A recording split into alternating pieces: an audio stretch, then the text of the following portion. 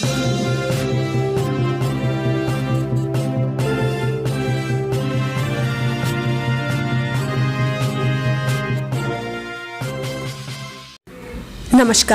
आपका हमारे news channel UK24 news में स्वागत है। मौसम समाचार। फिर बिगड़ेगा मौसम का मिजाज, बारिश और ओलावृष्टि की आशंका, येलो अलर्ट जारी। उत्तराखंड में एक बार फिर से मौसम ने करवट बदल ली है। मौसम विभाग के अनुसार आज उत्तराखंड के उत्तरकाशी, चमोली, रुद्रप्रयाग, बागेश्वर, पिथौरागढ़, देहरादून व टिहरी जनपदों में कुछ स्थानों में गरज के साथ बारिश और ओलावृष्टि होने की संभावना है। इसके अलावा राज्य के शेष जनपदों में कहीं कहीं गरज के साथ बारिश होने की संभावना है। वहीं 3500 मीटर बहुत से अधिक ऊंचाई वाले इलाकों में बर्फबारी होने का अंदेशा जताया गया है। अब बात करते हैं डीजल पेट्रोल के दामों की। उत्तराखंड में आज ये हैं पेट्रोल और डीजल के दाम। देहरादून की बात करें तो आज पेट्रोल के दाम है 94 रुपए 15 पैसे, वहीं डीजल के दाम है 87 रुपए 53 पैसे। हरिद्वार की बात करें तो आज पेट्रोल के दाम है 93 रुपए 16 पैसे, वहीं डीजल के दाम है 86 रुपए 45 पैसे। रुद्रपुर की बात करें तो आज पेट्रोल के दाम है 93 रुपए 45 पैसे, वहीं डीजल के दाम है 86 रुपए 80 पैसे। हल्द्वानी की बात करें तो आज पेट्रोल के दाम है 93 रुपए 27 पैसे, वहीं डीजल के दाम है 86 रुपए 60 पैसे। जानिए आज देश और प्रदेश में क्या कुछ रहेगा खास। उत्तर प्रदेश विधानसभा चुनाव के चौथे चरण का मतदान। उत्तर प्रदेश विधानसभा चुनाव के चौथे चरण के तहत 9 जिलों की 59 सीटों पर आज वोटिंग होगी। इस चरण में अवध क्षेत्र के 2.13 करोड़ मतदाता 624 उम्मीदवारों के भाग्य का फैसला करेंगे। मतदान सुबह 7 बजे शुरू होकर शाम 6 बजे तक चलेगा। उत्तराखंड कांग्रेस की अहम बैठक। चुनाव संपन्न होने के बाद वर्तमान चुनावी परिदृश्य को लेकर उत्तराखंड कांग्रेस आज बैठक करने जा रही है। देहरादून कांग्रेस प्रदेश मुख्यालय में चुनाव अभियान समिति और सदस्यता अभियान समिति की बैठक में शामिल होने के लिए दिल्ली से कांग्रेस के प्रदेश रिटर्निंग अफसर और सांसद GC चंद्रशेखर भी देहरादून पहुंचेंगे। ऑफलाइन बोर्ड परीक्षाएं रद्द करने की याचिका पर सुनवाई। 10वीं और 12वीं की कक्षाओं के लिए CBSE व अन्य बोर्ड की ऑफलाइन बोर्ड परीक्षाएं रद्द करने की याचिका पर सुप्रीम कोर्ट में सुनवाई होगी। पेगासस मामले पर सुनवाई आज। पेगासस मामले संबंधी याचिकाओं पर उच्चतम न्यायालय आज सुनवाई करेगा। इससे पहले न्यायालय ने पिछले साल अक्टूबर में इस मामले पर सुनवाई की थी। उस समय न्यायालय ने भारत में कुछ लोगों की निगरानी के लिए इजराइल स्पाईवेयर का इस्तेमाल किए जाने के आरोपों की जांच के लिए साइबर विशेषज्ञों का 3 सदस्यीय एक पैनल गठित करने का आदेश दिया था। शिवालिक एलिफेंट कॉरिडोर मामले में सुनवाई। विकास के नाम पर शिवालिक कॉरिडोर की डिनोटिफाई करने व दिल्ली देहरादून NH के चौड़ीकरण के लिए मामले में दायर 2 अलग-अलग जनहित याचिकाओं पर आज नैनीताल हाईकोर्ट में सुनवाई होगी। हरिद्वार धर्म संसद मामले में अपना जवाब देगी सरकार। हरिद्वार धर्म संसद में विशेष समुदाय के खिलाफ कथित भड़काऊ भाषण देने संबंधी मामले में राज्य सरकार नैनीताल हाईकोर्ट में अपना रुख स्पष्ट करेगी। इसके साथ ही जितेंद्र नारायण त्यागी उर्फ वसीम रिजवी की जमानत याचिका पर भी सुनवाई होगी। RTO कार्यालय देहरादून में लोक अदालत।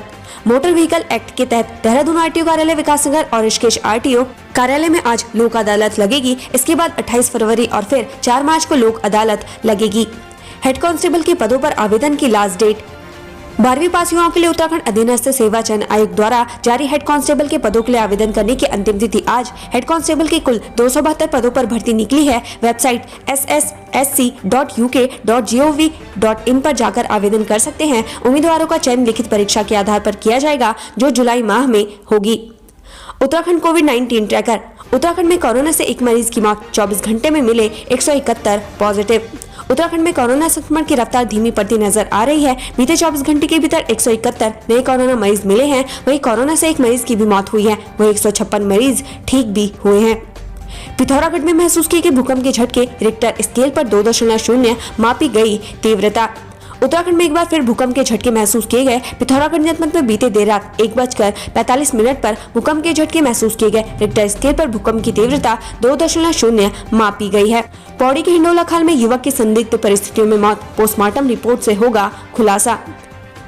पौड़ी जिले के हिंडोला खाल में एक युवक की संदिग्ध परिस्थितियों में मौत हो गई। फिलहाल पुलिस मामले की जाँच कर रही है। पुलिस को उम्मीद है कि पोस्टमार्टम रिपोर्ट से मौत के कारणों का खुलासा हो जाएगा।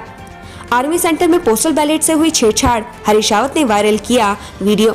उत्तराखंड विधानसभा चुनाव 2022 संपन्न होने के साथ ही विवाद गहराने लगा है। कांग्रेस के वरिष्ठ नेता हरीश रावत ने अपने ट्विटर अकाउंट पर एक वीडियो वायरल किया है। वीडियो पोस्ट करते हुए हरीश रावत ने लिखा कि एक छोटा वीडियो सबकी जानकारी के लिए वायरल कर रहा हूं। इसमें एक आर्मी के सेंटर में किस प्रकार से एक ही व्यक्ति सारे वोटों को टिक कर रहा है और यहाँ तक कि सभी लोगों के हस्ताक्षर भी कर रहा है। उसका एक नमूना देखिए। क्या इलेक्शन कमीशन इसका। सियाचिन में ग्लेशियर की चपेट में आने से डोईवाला का जवान शहीद। शोक की लहर। उत्तराखंड के लिए बॉर्डर से दुखद खबर आई है। सियाचिन में ग्लेशियर की चपेट में आने से भनियावाला के हवलदार जोगेंद्र सिंह शहीद हो गए हैं। रुद्रप्रयाग पुलिस को मिले 3 हाईवे पेट्रोलिंग वाहन, चप्पे चप्पे पर रहेगी नजर। उत्तराखंड पुलिस मुख्यालय के स्तर से जिले में 3 हाईवे पेट्रोलिंग वाहन उपलब्ध कराए गए हैं। पुलिस अधीक्षक आयशा अग्रवाल ने इसका विधिवत उद्घाटन किया। इन वाहनों की मदद से खासकर चारधाम यात्रा के दौरान मिलेगी, साथ ही इन वाहनों से अपराध एवं कानून व्यवस्था बनाए रखने में मदद मिलेगी। यूक्रेन में फंसे छात्रों के परिजन चिंतित, त्रिवेंद्र रावत ने हेल्पलाइन नंबर को लेकर कही ये बात। रूस और यूक्रेन के बीच तनाव जारी है। उत्तराखंड के कई छात्र यूक्रेन में फंसे हुए हैं। ऐसे में यूक्रेन में फंसे छात्रों के परिजनों की उनकी सुरक्षा की चिंता सता रही है। हैरानी की बात यह है कि प्रदेश सरकार के पास ये आंकड़े भी नहीं है कि यूक्रेन में उत्तराखंड के कितने छात्र फंसे हैं, जिसे लेकर कांग्रेस हमलावर हो गई है। यति नरसिंहानंद गिरी का बड़ा बयान, हमने धर्म संसद में वही मुद्दे उठाए जो चुनाव में भाजपा उठा रही है। जितेंद्र नारायण सिंह त्यागी उर्फ वसीम रिजवी की रिहाई को लेकर धरने पर बैठे महामंडलेश्वर यति नरसिंहानंद गिरी ने आज एक बड़ा बयान दिया है। उन्होंने कहा कि हम धर्म संसद में वही मुद्दे प्रमुखता से उठा रहे थे जिन मुद्दों को लेकर भाजपा चुनाव में जा रही है। ऐसे में बीजेपी को अपने राजनीतिक मुद्दों के साथ खड़े होने का साहस दिखाना चाहिए। गहने चमकाने के नाम पर जेवरात लेकर फरार हुआ युवक, पुलिस खंगाल रही सीसीटीवी फुटेज। कनकल थाना क्षेत्र में टप्पेबाजी का मामला सामने आया है। यहाँ 2 लोग गहने चमकाने के नाम पर महिला के जेवरात लेकर फुर हो गए थे। महिला ने ही थाने में दोनों के खिलाफ शिकायत दर्ज कराई है। गृह कलेश में बेटी ने खुद को लगाई आग, माँ बेटी झुलसी।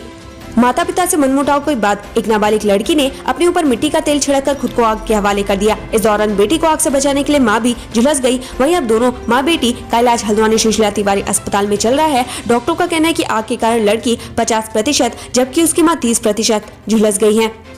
दून मेडिकल कॉलेज में मेडिकल छात्रों की संख्या बढ़ाने की तैयारी, 850 बेड का रखा लक्ष्य।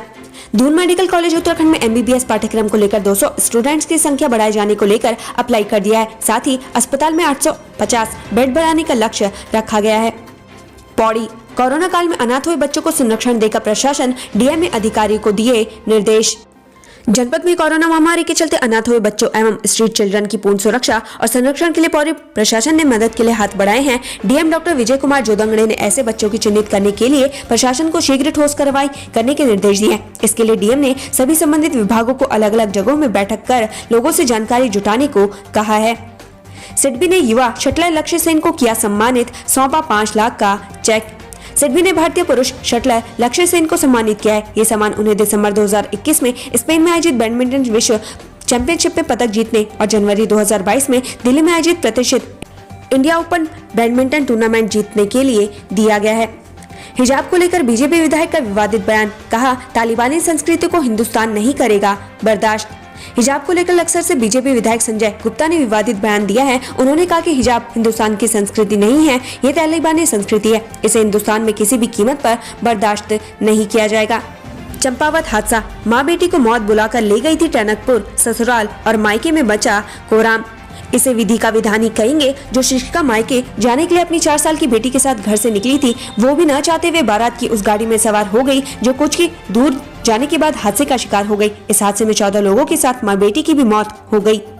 बुराड़ी में हत्या के बाद शव के साथ सेक्स करने का मामला, टिहरी का अमन बिष्ट गिरफ्तार।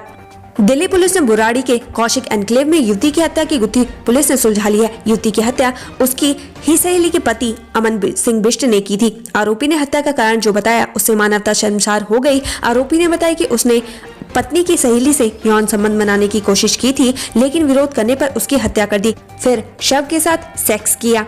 बाजपुर चीनी मिल में गन्ना किसानों के साथ मजदूरों ने की मारपीट। गन्ने से लदी ट्रॉली खाली करते समय ठेकेदार की तरफ से लगे मजदूरों की दोनों किसानों से किसी बात को लेकर कहासुनी हो गई। इसी बीच मजदूरों ने गाली गलौज करते हुए किसानों पर हमला कर दिया। वहीं जब आसपास के लोग मौके पर पहुंचे तो आरोपी फरार हो गए। काशीपुर में एक साथ 5 घरों में लगी आग, लाखों का नुकसान। उत्तराखंड के उधमसिंह नगर जिले के मंगलवार को एक साथ 5 घरों में आग लग गई। आग लगने से घर में रखा करीब 7 लाख रुपए का सामान जलकर राख हो गया। गनीमत रही कि इस घटना में कोई हताहत नहीं हुआ। यूकेडी प्रत्याशी पर हमले को पुलिस ने बताया झूठा, मोहित डिमरी ने की सीबीआई जांच की मांग।